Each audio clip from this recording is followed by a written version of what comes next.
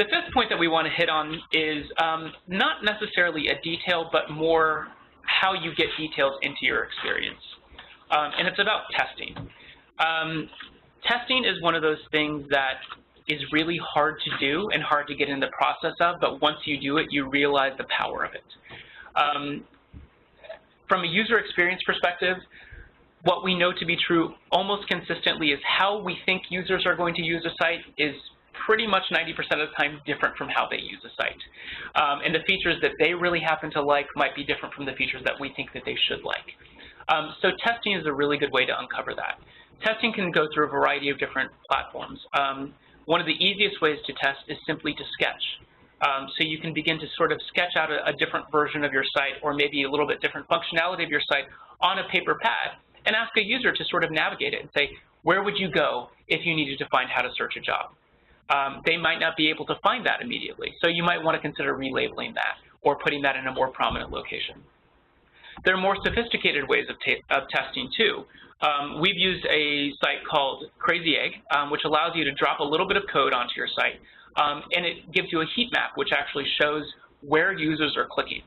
What's really great about this versus Google Analytics, which a lot of people have, is Google Analytics will tell you what pages people go to, but it won't always tell you where they're clicking. This can be really important, particularly for mobile.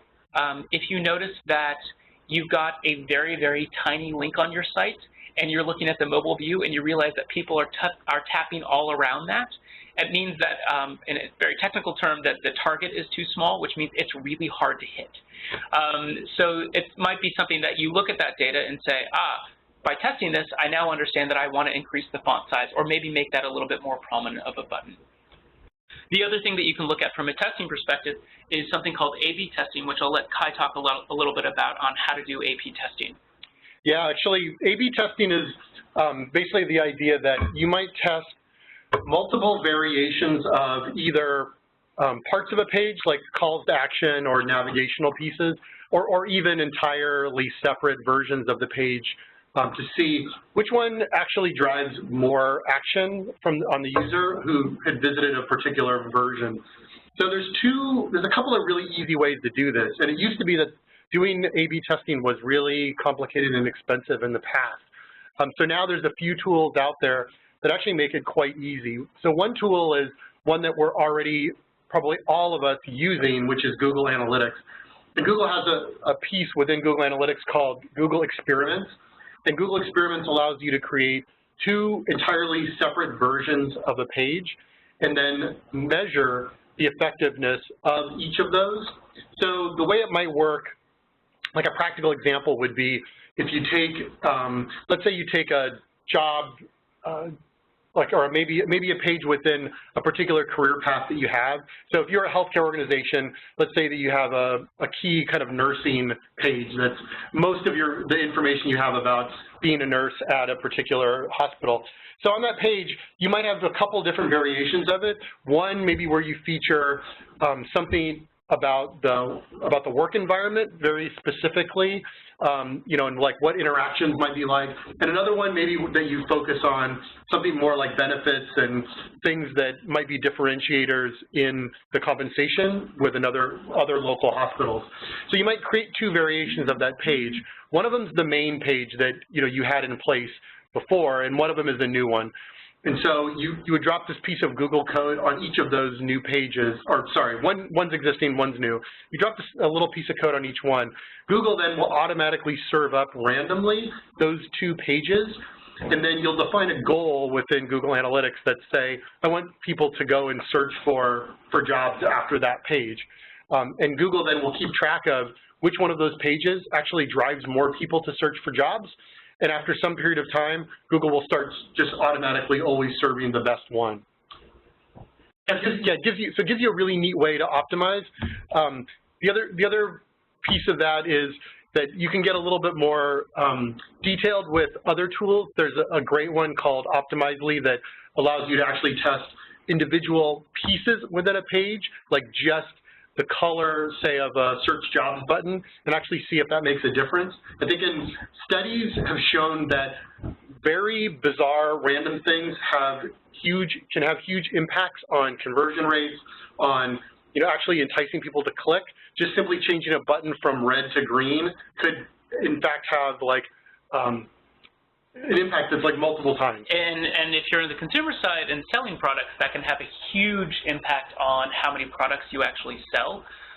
There are really good examples of this. A famous one is, if you want to Google it later, I won't go through it, it's the Amazon $200 million mistake, which is a pretty famous story about how the placement of a checkout button in the process cost Amazon made Amazon actually about $200 million. I think what's really also important about testing is you can test the big things, you can test the small things, but a lot of what we're talking about here can be tested. So a great example of here is if you're looking at, a really simple thing is if you've got that Google experiments going, how about trying to pump up the size of your text and just see if running that for 1 month changes the application click-through rate, because things that small actually can make a difference because of how we perceive what's really being brought to the fore. The other thing that you can sort of really begin to think about is not just testing placement of items, but also testing the imagery that you use.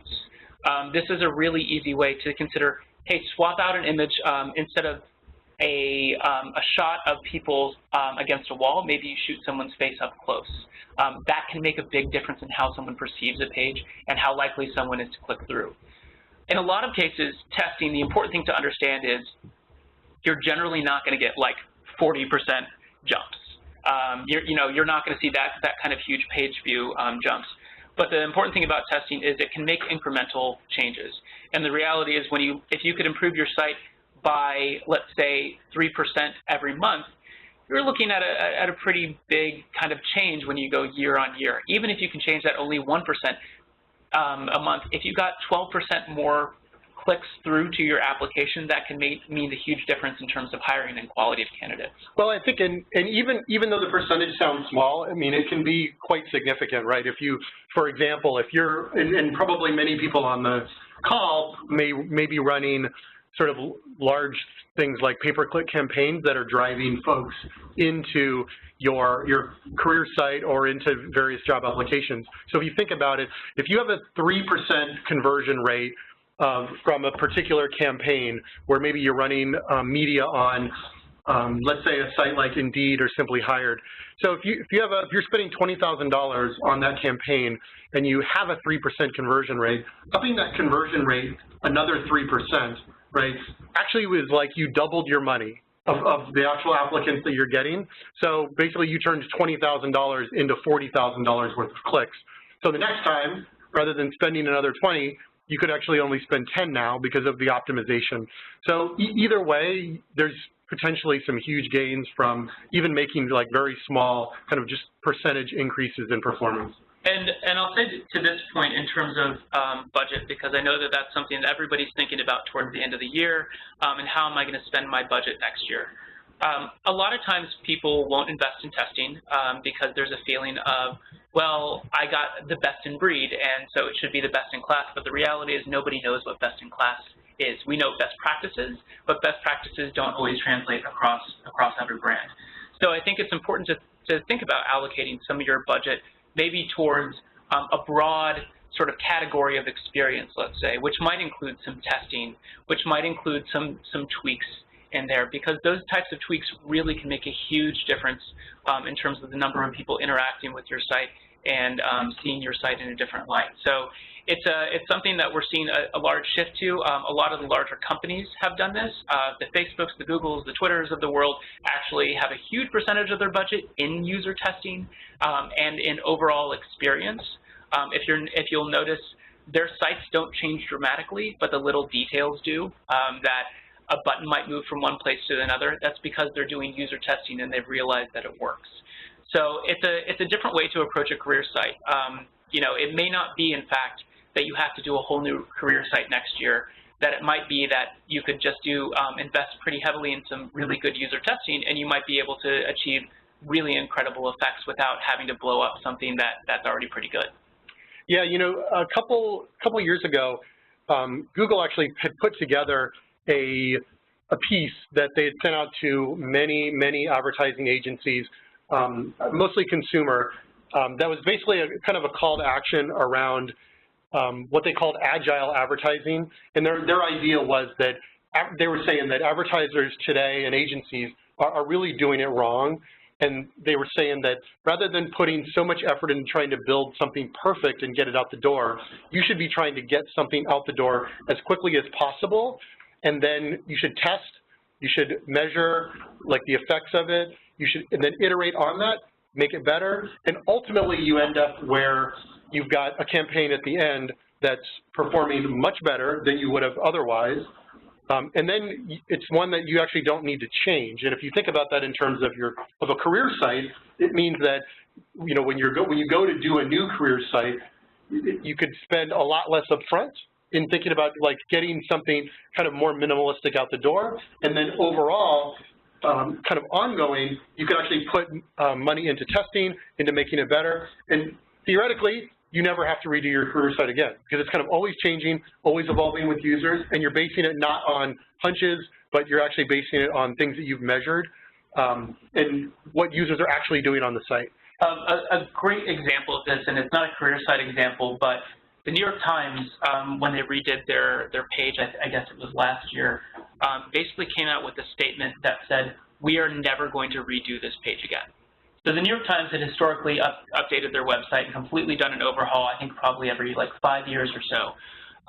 And they said, we wanted to develop something that we could actually test and understand what users want. And it really changed the game for them because they were able to allocate budget far more efficiently and not have to worry about completely rebuilding everything every single time.